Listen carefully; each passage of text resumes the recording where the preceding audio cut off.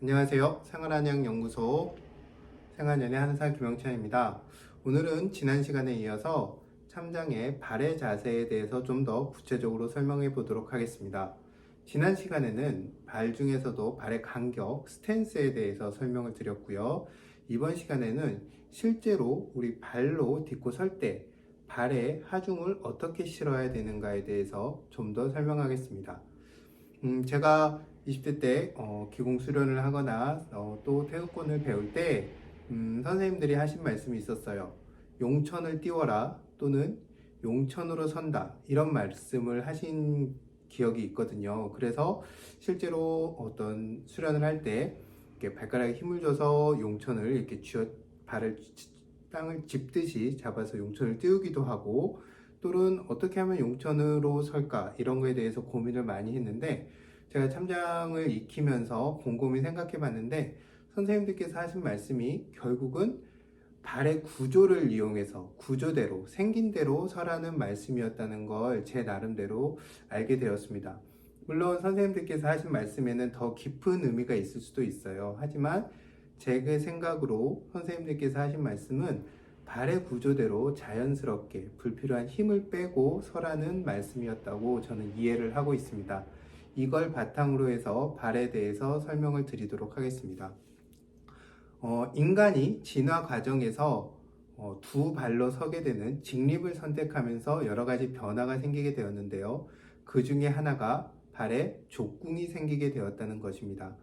우리 발의 족궁은 크게 세 가지로 구성되어 있습니다. 발의 족궁은 이 발 뒤꿈치에 볼록한 부분과 엄지발가락의 뒤에 볼록한 부분, 그 다음에 새끼발가락의 볼록한 부분, 이 세 점을 있다고 했을 때 발의 족궁은 가장 우리가 흔히 볼 수 있는 발 내측에 선에 있는 이 족궁이 가장 대표적이고요. 하지만 뒤꿈치에서 새끼발가락 쪽으로 있는 바깥쪽, 발 바깥쪽의 족궁도 있고, 이 발바닥을 이어주는 이 횡적인 족궁, 이 세 가지 족궁이 있습니다. 인간은 이 족궁을 발달시킴으로 해서 장거리를 걷고 뛰고 하는데 유리하게 진화를 한 것이죠. 이 족궁이 없는 사람들을 뭐라고 하죠? 평발이라고 합니다. 이 평발인 분들은 오래 걷는데 상당한 애로를 겪게 된다고 알려져 있죠.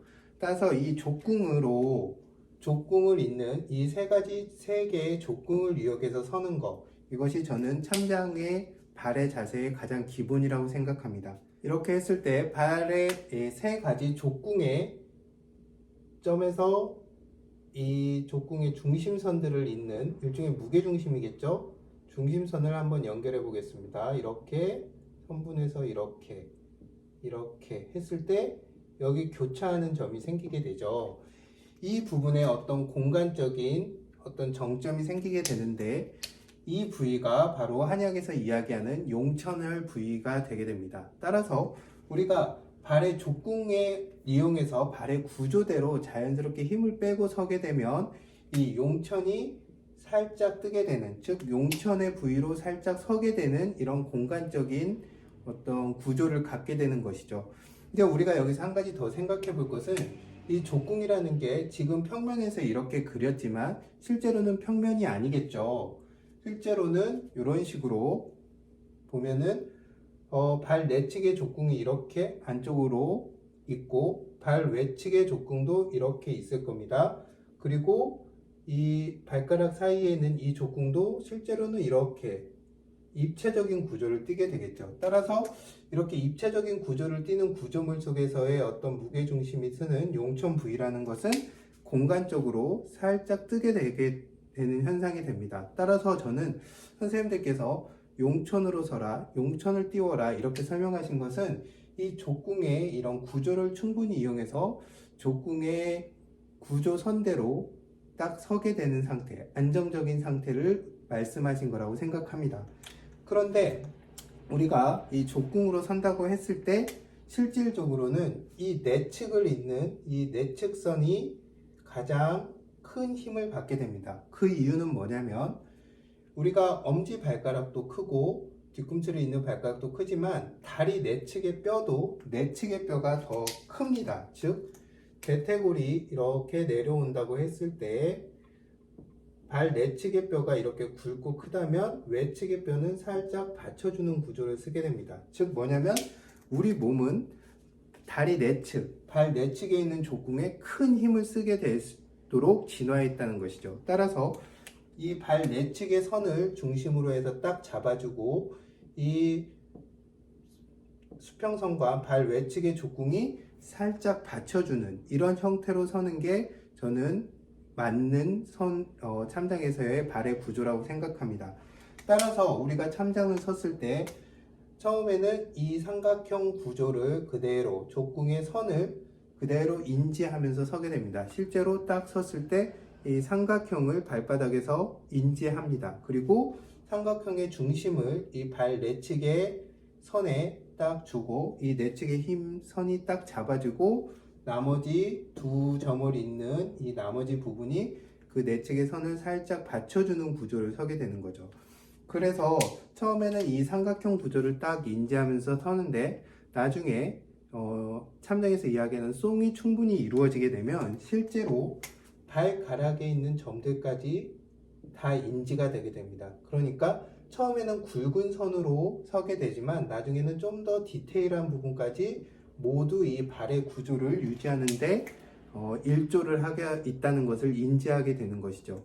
참장의 구조선을 설명할 때 이렇게 설명을 드렸죠. 발에서부터 시작해서 이렇게 허리 골반으로 이어지는 이 선으로 간다고 말씀을 드렸죠. 이 발에서 시작되는 점이 바로 이 용천월 부분에 생기는 어떤 무게 중심의 어떤 정점이 되는 겁니다. 이 용천에서부터 시작한 선이 발 내측을 따라서 쭉 구조선을 만드는 시작점이 되는 것이죠. 이 발 내측의 구조선은 따라서 이렇게 족궁이 만들어주는 삼각형의 구조선에 만들어주는 하나의 무게중심 또는 정점이라고 할 수가 있습니다. 그런데 좀 더 여러분들이 발을 좀 더 참장을 익숙해지고 발을 잘 인지하게 되면 이 정점이라는 게 이 발에 힘이 받는 것이 딱 정지되어 있는 것이 아니고 늘 변화하고 있다는 움직임 속에서 균형을 잡고 있다는 것을 알게 되실 겁니다. 왜냐하면 제가 전에 말씀드린 대로 우리가 참장의 구조를 잡고 섰을 때 우리 몸은 본능적으로 이 구조를 벗어나서 편한 상태로 가려고 하고 나는 내 의지대로 참장의 구조를 자꾸 만들려고 합니다. 이 부딪힘이 서로 탄력적인 힘을 키우게 된다고 했는데요. 따라서 자꾸 조금씩 구조가 깨지고 구조를 다시 만드는 이런 움직임이 반복되게 됩니다. 따라서 그 구조가 깨지고 구조가 만들어짐에 따라서 이 발에 걸리는 힘들도 조금씩 흘러가게 되는, 가만히 있는 게 아니라 계속 변화하는 걸 느낄 수 있게 될 겁니다. 따라서 발을 섰을 때 발의 구조선도 발에 접히는 어떤 힘도 정지된 것이 아니라 계속 움직이는 과정에서 일정한 균형을 잡고 있는 그런 상태가 놓이게 된다는 것을 인지하게 되실 거예요. 꾸준히 하다 보면 이렇게 변화하는 것을 느끼게 될 것이고 그 변화한 것을 느끼다 보면 내 몸에 좀 더 집중하게 되겠죠.